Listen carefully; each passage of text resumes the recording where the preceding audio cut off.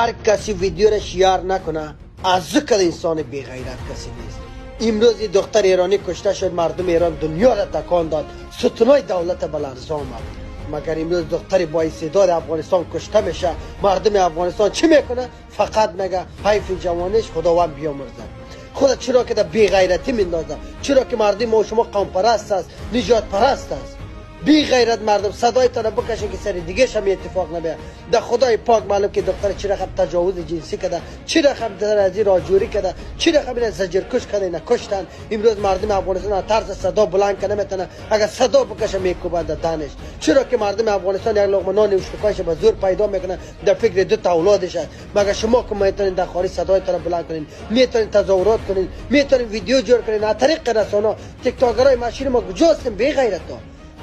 وقتی من میگم دوستا ما حمایت کنین که ما حقیقت افشا میکنم، حقیقت من براتون بیان میکنم. لایکی